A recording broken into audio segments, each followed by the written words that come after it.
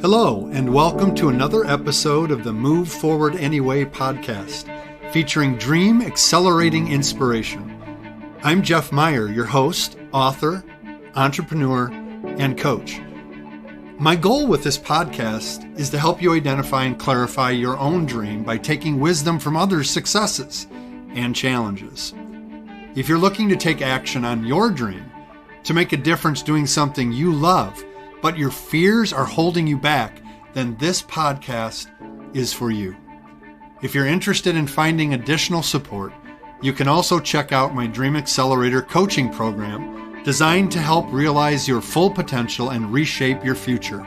As always, you can learn more about my Dream Accelerator program at jeffmeyer.org.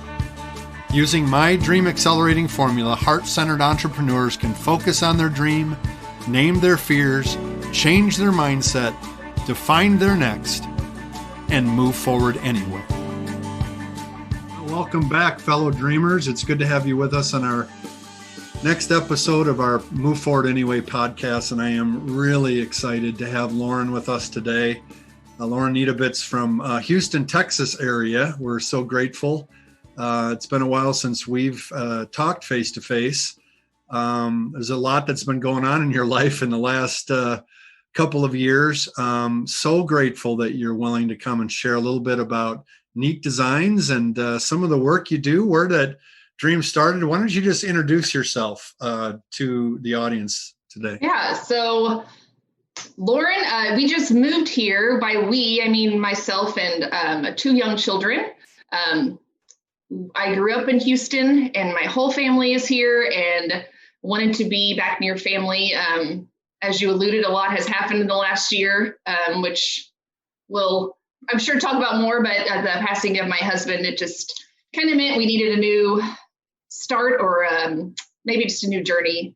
So just recently moved back here and I'm opening up my shop and stuff again. So trying to get all that going, but yeah, otherwise a kind of stay-at-home mom and just trying to do my best to take one day at a time, which is not easy for this personality. So, yeah.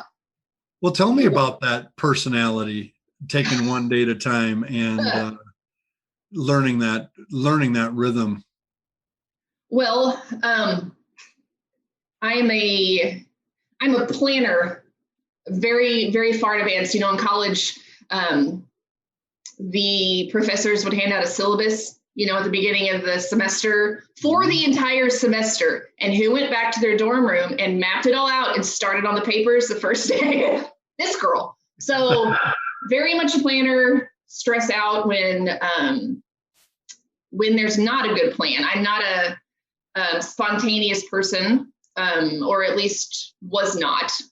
And Chris, my husband, was the more laid back, the more don't stress. This is not a big deal. Things are not a big deal. You're making it, you know, and he was my balance to that. And I think after being married to him for what was almost 15 years, maybe that rubbed off on me a little bit.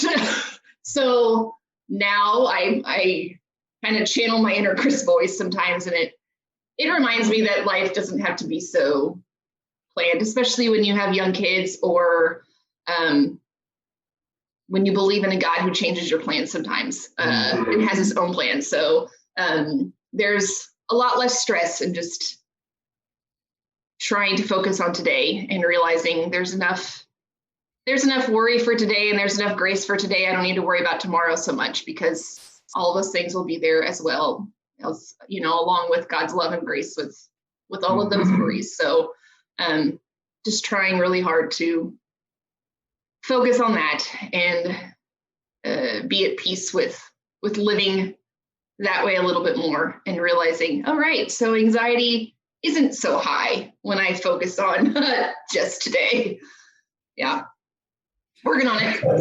That's a great mindset to have as an entrepreneur, because in order to grow a business, it takes planning, it takes organization, and it can be stressful and things don't go the way you want them to go. Have you seen a difference in your work? I know you've taken a little bit of a hiatus here the last month or so to move and right. get things organized. You're working out of your home. So you're planning. I mean, you're moving forward, but have you seen a benefit to learning that side and adding that side to the planning component of your personality? I think so. I think sometimes if I have this vision in my head of, things to make or the way things should work, and then if I try it and it doesn't work the way I want it to, all right, it's just wood. I can take it apart. I can sand it. I can fix this or scrap it because it was probably scrap wood to begin with. So it is helpful, I think, in giving myself grace when I'm working in a workshop setting, of realizing, a painter oftentimes will paint over their own work or start over. It's the same thing. It's also art. It's just allowing yourself to try different things and see how it works. As long as you don't cut a finger off, then you're okay. Wow. So you've alluded a little bit there in terms of what you do with Niet Designs. Why don't you talk a little bit about what you do? So when I opened my Etsy shop back when we went to seminary, so we were in St. Louis, I was primarily sewing things because my mom at a young age, she taught me how to sew and crochet, and so that's what I did, because you can do that in your small seminary housing unit. But then once we moved back to Texas and we finally had more space and Chris got all of his tools back out of storage, then it progressed into woodworking. And by that, I mean like the signs and home decorations, and he would make it. And then I would usually paint it or do the writing or whatever. So most of the stuff that I do now is wood, because I like to work with tools and things like that. So making home decor and things like that, and then bringing it inside and the air conditioning and painting it. Whatever that means. I'm trying in the last year or so have progressed a little bit more into paintings and stuff, because I worked part-time at our previous school as the art teacher. So that included a lot of painting and planning in that way, because I couldn't necessarily take 50 pieces of wood for kids to paint. So it has, it just kind of has molded into whatever I was working with the most. But most of the stuff I make is just home decor and custom orders out the wazoo. I mean, most of the stuff is, hey, I'm going to a wedding and this is their verse. Can you make me this? Or there's confirmation and this is their confirmation verse. Or I need my really long German last name on a sign. Can you make this for my house? So lots of custom orders. It was just so much fun to know that there's only one of those things out there. And that's kind of neat. So when we lived in Giddings, I think I infiltrated 75% of the homes in Giddings. So I needed to move on just to have different clientele, I think. Now you're in Houston. You've got a lifetime of homes. All these homes. Leaving your mark. I love it. Yes. So where did the interest, you'd mentioned mom in sewing, teaching you how to sew. Where did the interest come in doing this and saying, I'm pretty good at this. I could probably make a living doing this. Probably earn some income doing this on the side. Where did this spark come from for this? Well, I think the original one was a friend telling me, hey, you should put your stuff on Etsy. And that was back when I think Etsy was newish. I had no idea what it was. So I looked it up and I thought, okay, sure. So that was the original. And then, as I mentioned, when we got back into a home, when Chris took his first call, I was making just a few random things, and someone there had mentioned, hey, you should do a craft show. I'm like, oh, okay. I think I've been to about one in my life, but sure. So I started doing craft shows. And by that, I mean maybe 2 or 3. There was one in Giddings, and then I would go to either Austin or Houston or whatever. And that was, for me, those are so much fun. I never went to them growing up. And as a person now, if I weren't making crafts, I would not go now. That's just not my style of shopping. But being on the other side, it's a lot of fun just having conversation with people when they walk up and being able to tell them my story or things like that. So that was a big aha moment, I don't know, or just a, yay, I like this type of thing. And then it just, I liked working on things at home. Would I consider myself an artist? No, I don't put that word on myself for some reason, because I don't feel like I live up to that title, but I have to remind myself it is something that I can do and I love to do. And not everybody has that ability, just like other people have different abilities that I could never even fathom myself doing. It's just something fun for me, and it's relaxation. When I sit at my table at 8:00 at night and I'm writing on a big sign, and it's just, I don't know, it's just peaceful. It doesn't feel like work. It just feels like, yeah, I don't know. I don't even know what the word is there, but it's just a nice outlet for me. So yeah, that's awesome. Yeah. So when Chris and you moved to Giddings and he got his tools back, and I remember a couple times when I was down there working with the church, he would mention needing to go get some wood or something, and that this was a shared venture, very much so, right? I mean, he kind of introduced you to the wood.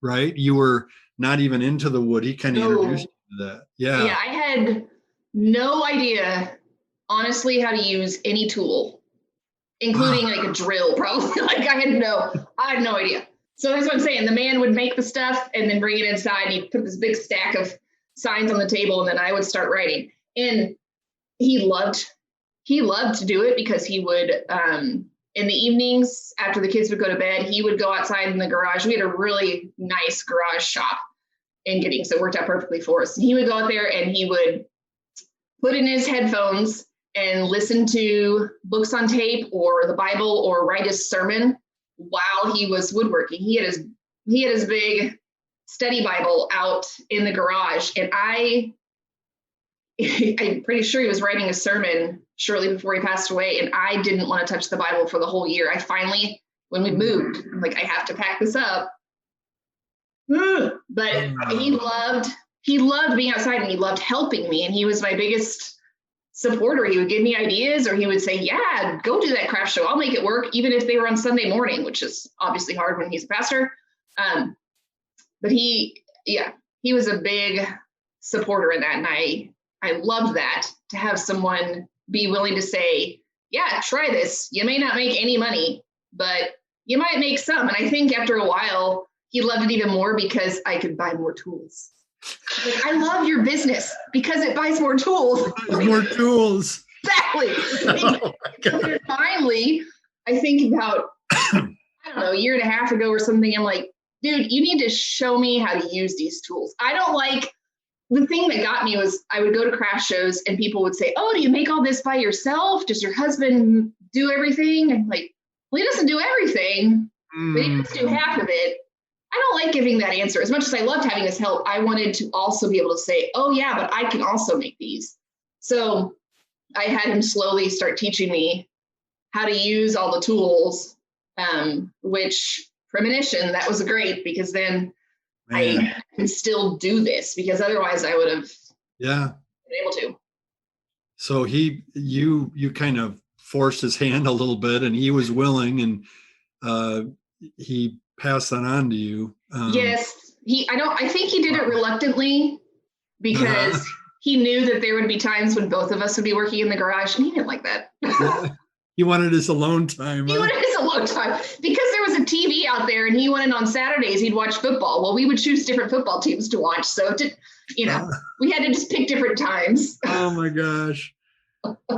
Well, you guys were such a good team with this, and loving to do this, even though you weren't in the garage at the same time. A lot of times you were partnering in a way that worked for the two of you. And that's wonderful. Yeah. We talk a lot on this podcast. The name of it's Move Forward Anyway, because we all run up against fear, obstacles, barriers that we have to push through to continue to build the dream or to do what we're doing. And certainly the sudden loss of your husband, Chris, was just a massive loss and interruption to your life, let alone to Niet Designs. Right. How have you in life, even more than Niet Designs, but I certainly want to talk about that too, but how have you moved forward and not just want to give up when you lose the love of your life? Right. What have you done to move forward?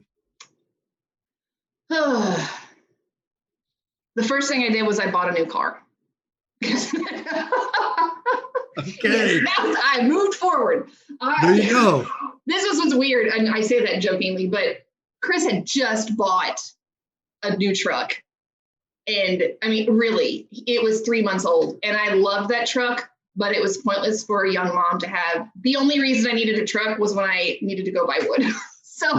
So I merged the two cars and bought a brand new one. And I was like, all I need is one where I can buy a 6 foot long board and slide it in the back, and it just comes straight up to the front. So it fits still, it's fine. That was the first thing. And it was the strangest thing to not finally, that was only a month after he'd passed away, but it made more sense so I could save money. But to have something that he was not a part of was very strange to me. I wanted to call him up and say, do you like my new car? Like, it's weird. Yeah. It's weird to do those things. And, we stayed in Giddings for a year, and because that made sense. We had a good setup, and the kids were loved at their school and supported, and it was great. But then, I finally was like, okay, we need to move on.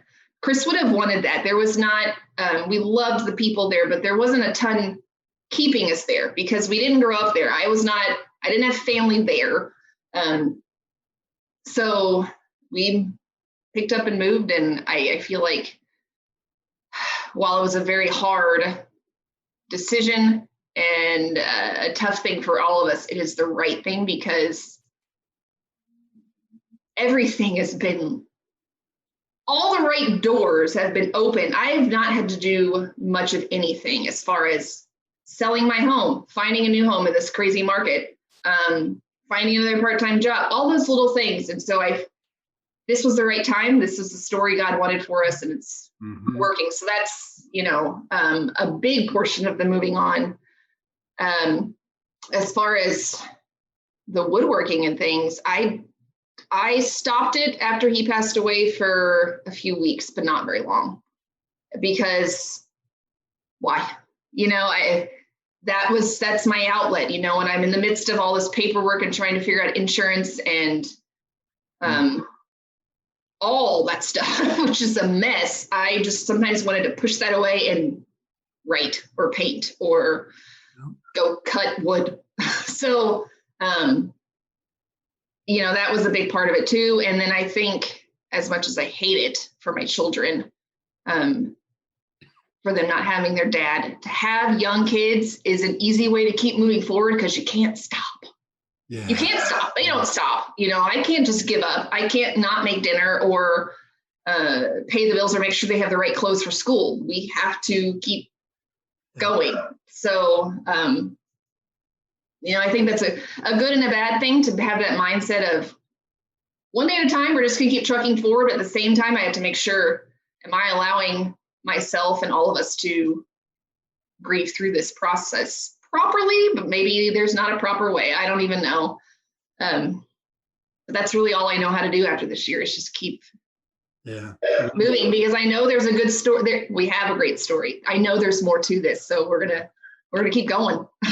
Yeah, I love that. I don't think there is a one way. There is a right way. It's your way, and you find it doing something you love. I love that it's a release for you. It's a blessing for you to do your work. Mm-hmm. I think for those of you who are listening, one of the things when you think about clarifying your dream or what could you do, find something you love to do, and that gives you peace and a blessing when you do it. Right. You can make a living and work almost doing anything these days. Why not pick something you love to do? Right. And then I love what Lauren has shared in terms of she didn't know she didn't know all the things that it was going to take to be able to make these products. She's taught herself. She's had Chris teach her. So you can learn new things too, and expand your reach and your creativity. Right. So,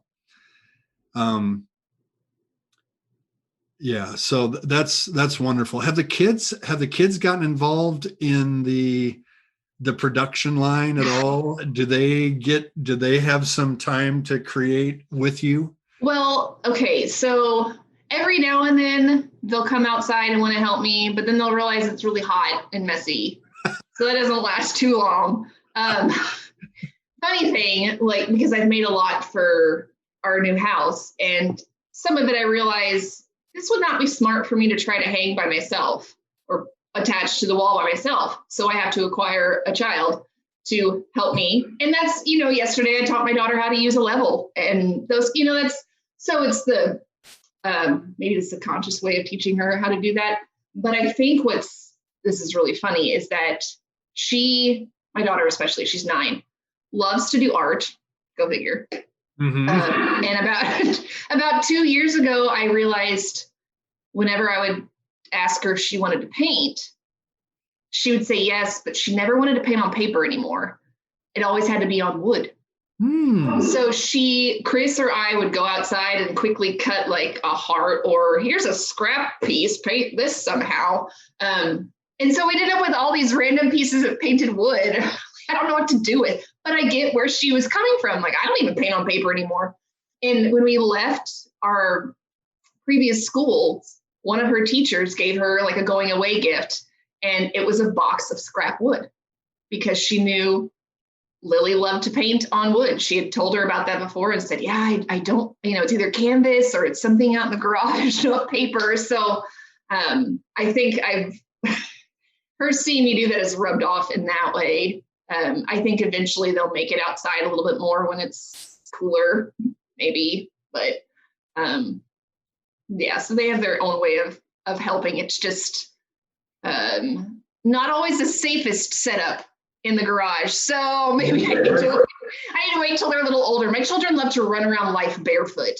You don't do that in a garage when there's nails and sawdust and everything. So oh, man. Baby steps. A lot of times people pursue a dream.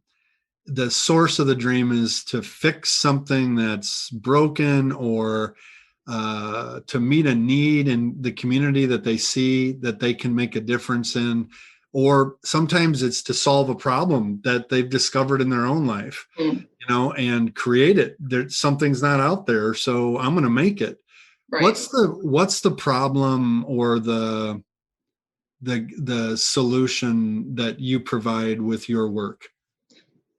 As far as the purchaser person, I wouldn't say it really solves much of a problem, other than that they realize they have a space in their house they need to fill, and they don't want to go to Hobby Lobby and that, but find the same saying as 50 other people. So I think that's, people take down their Christmas decorations and they realize, oh, I don't have anything there. I'm going to ask Lauren, so filling that problem, I guess. But I think it was more of like, as you mentioned, more of a personal thing. Just because, like I said, we went to seminary and I had left my job as I worked at a church. And so I left that when we moved and lived in a small apartment with 2 young children while my husband went to Greek and Hebrew all day long. And I needed something to do. And I thought, what am I going to do when I grow up or for the rest of my life? Anyway, I think it was that, because I realized I would probably never work in a church setting like that before, since my husband would be. I figured I needed to find or figure out something else, but that I could do from home while I'm watching 2 kids, so it was solving that problem, I think. Yeah. And it just continued, once we got out of seminary. Well, then I still had kids coming home half day, and then one was at school all day and one wasn't. And there wasn't a lot of jobs necessarily in a small town. So what can I still, I think it was solving that problem. And even when he passed away, one of the first things I said to my mom was, I don't have a real job. What am I going to do? I really did freak out, thinking I'm going to have to give this up.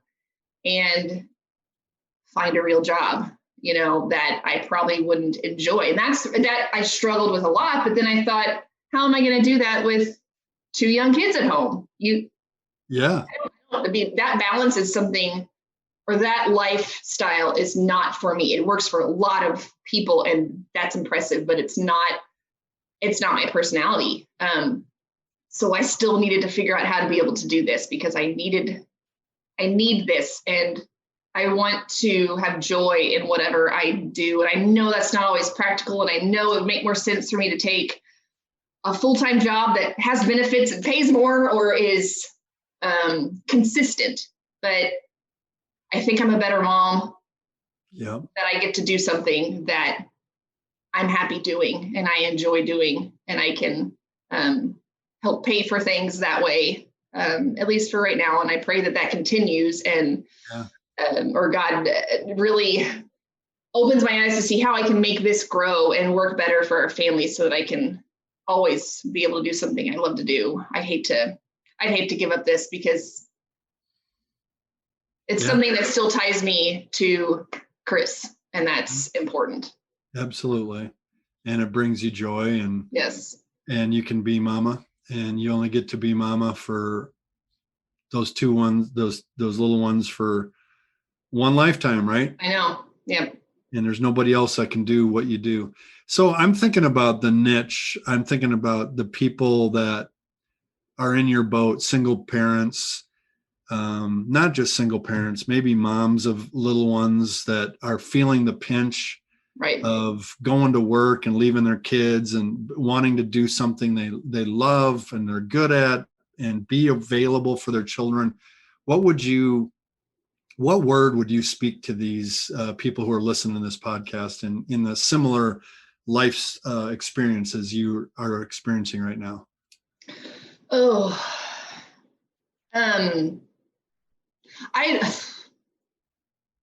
think it's really important to find pride in the things that you are able to do.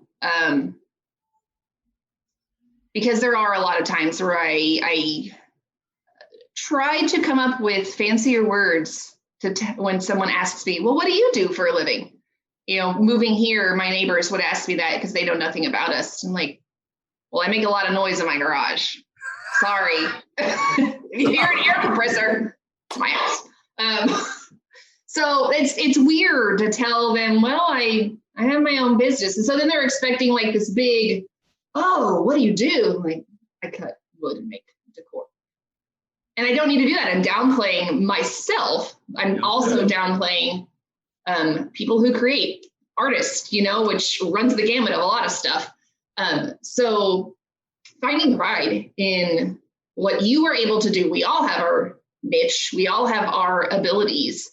I know as a person, I'm not the greatest at doing homework because I'm not great at math anymore or social studies. And thank goodness I have other people in my life that I can text and say, do you know the answer to this question?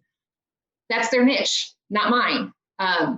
But this is mine. So people can go into a store and see something, or go somewhere and see something they like and say, well, I could maybe try to attempt to make that myself. No, but I know a person who could do this better. Yep. So realizing the things that God has given you and doing that with joy and with pride, even if it doesn't make you money, it doesn't have to make you money as long as it's something that you enjoy doing. Because if you're a parent or whatever, again, I think it makes you that much better of a parent when your children get to see you doing things that you really enjoy. I don't want to come home from work and gripe about my day in front of my kids because, yay, now I get to go into the workforce. I don't want to do that, I think that's a good example. Really good. Thank you, Lauren. I think there's another piece of that is like, don't lose yourself in the midst of the serving and the caring and the loving that you're called to do. You still have gifts and capacity. That's really good. Take pride in what you do and what you have to offer. What are your current biggest challenges? You said, I think it was maybe even before we hit record on this call, you you said that you finally got the garage set up, Yes. the work garage set up. That's a challenge, obviously. Moving is a challenge, but as you build and relaunch your Etsy site, what are your biggest challenges that you're facing right now? Yeah, I think that was the biggest one right off the bat is, when you move, everything gets dumped into your garage. Like, but that's where that's where I do the work. We were looking at houses, and I jokingly but not said, I don't really care about the kitchen. I'm more concerned about the garage. So, yeah. So getting that set up was very important to me, and it's very hard in Texas in June to want to go outside. So, and then doing that kind of by myself, because not that people weren't offering to help me. I have so many people willing to help, but for some reason within the last year, I've developed this good and bad, I want to do this on my own type of thing. Like I'm needing to prove something to myself, which maybe is a good and a bad. Like I said, that I need more confidence in my abilities, but I also need to rely on other people. So with that, yes, I have that all set up. Not as ideal as our original setting, but that's okay. I'm going to get used to that, and then it'll be fine. Otherwise, I think the biggest challenge is just kind of not reinventing, but just kind of launching, maybe was what you said, myself in a whole new area. I do know a lot of people here, but where we lived before, it's like my name had already kind of spread, or people knew where to go or who to ask if they needed something to whatever. That's different here, obviously. So I think that's going to be a challenge, but that's all right. Again, it'll work out. The one that sometimes does keep me up at night is this going to be enough type of thing? Because single income, that's hard for two kids, and just the way life is right now. So I think that's the mind game challenge of trying to figure out how I can make this work best, and what is that line of if I ever have to realize this is not going to be enough or whatever. That's probably the biggest struggle in my personal dealing with it. That's really good. I think challenge might be also you do personal designs. You're not manufacturing hundreds of the same thing. Right. And so how do you scale that and have enough space to scale that and make enough from that to make a living, right? Right.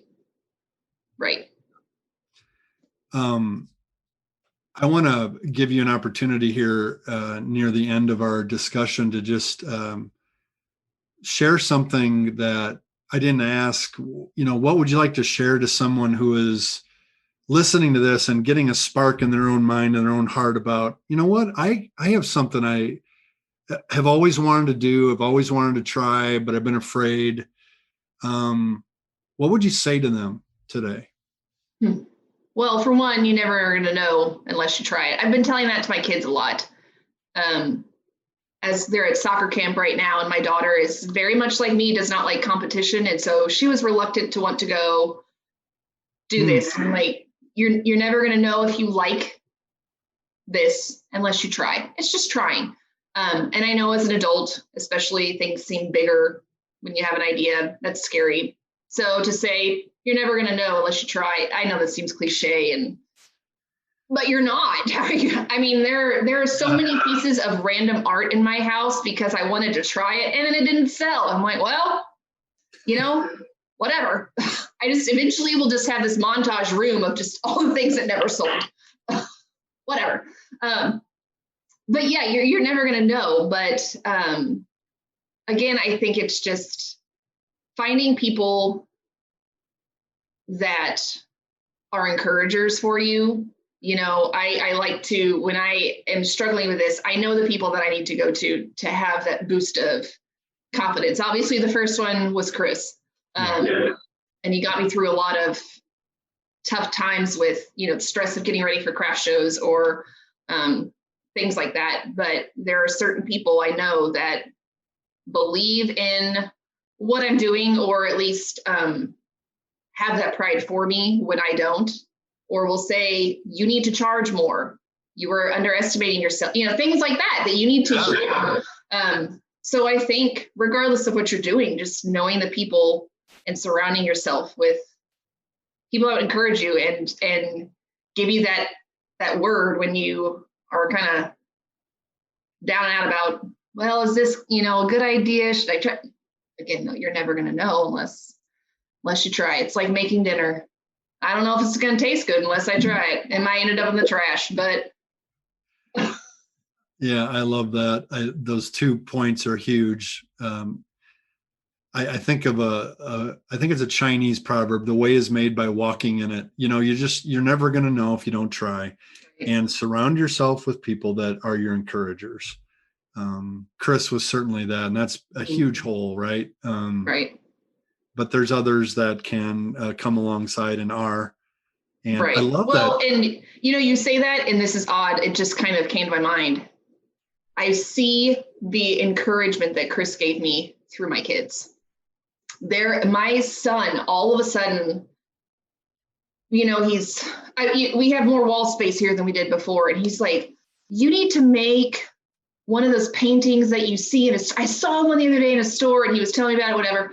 So I'm like, okay, we're going to try this painting. And whether he means it or not, I don't know. But the kid can play it off really well if he doesn't mean it. But his words, Mom, you can sell that thing for so much, so gorgeous, just like, I feel like that's like it's a mini Chris, still encouraging me and saying, oh, I love it, That is so great. Yeah, I bet he believes it, and I bet he means it. Yeah. Yeah, we can learn so much from our kids. They can we'll speak the truth. Yeah, they can speak such life into us. You're so pretty, Mommy. Right. Just or little. That wasn't your best. You can do better. You can do better.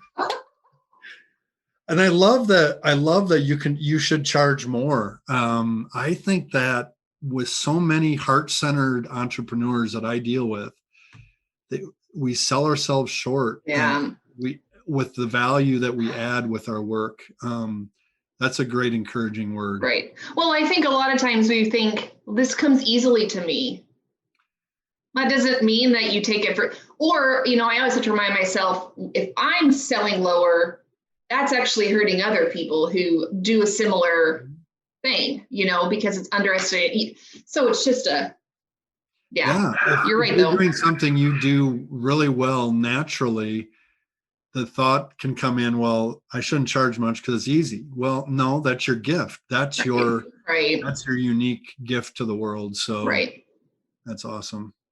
Thank you so much. It's so delightful to talk to you. I'm sorry for your loss. I miss seeing Chris. I used to see him once a month when I worked with Emmanuel, and we had so many great conversations, and it's so hard to believe he's gone. So I appreciate you. Appreciate your journey. Thank you. It's just a delight to talk to you. Thank you. As we close here, I want to give you an opportunity to share where people can get in touch with you, where they can see your work. What are some of the places you mentioned? Etsy. How do they get on Etsy? Some people are like, what's Etsy? I mean, by now, most people know, but there probably might be some that don't. So how can they get a hold of you? Plus you go to Etsy and then your mind is just. Yeah. So, I mean, it's crazy in there. What? Yes. So I do have my shop open on Etsy under Niet Designs. Only a small portion of my things are on there because, again, like I said, most of my things are custom orders. And last time I checked, wood is very expensive to ship. So I only have certain things on Etsy, but that is one place. Most of my conversation or orders are done through Facebook. So my Facebook page is still Niet Designs, and people message me on there, or I post current projects and do most of my orders through that. Awesome. So, and just to be clear, Niet Designs is spelled Niet.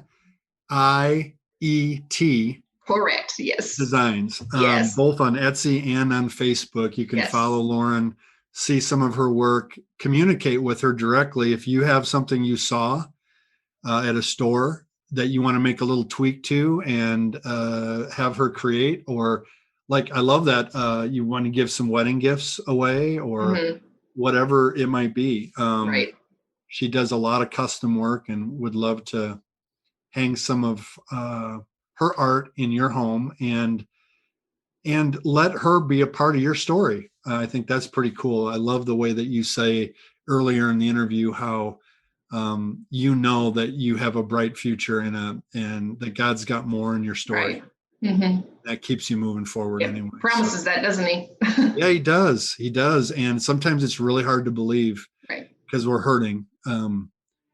But it's true. It's true nonetheless. And that's why we keep moving forward to discover what that's going to be. Yeah. Lauren, thank you so much for taking the time. Thank you. It's Thursday, and blessings to you and your family. And if I can ever encourage you in any way, don't hesitate to reach out. All right. Thank you. All right. Hey, fellow dreamer. I hope you enjoyed today's episode. Head over to my website, jeffmeyer.org, for all of the show notes and links. And when you're ready to move from overthinking about your dream to actually taking action on it, consider joining the Dream Accelerator community. Our clients are getting crystal clear on their dream with our Dream Generator Vivid Description 5-step process.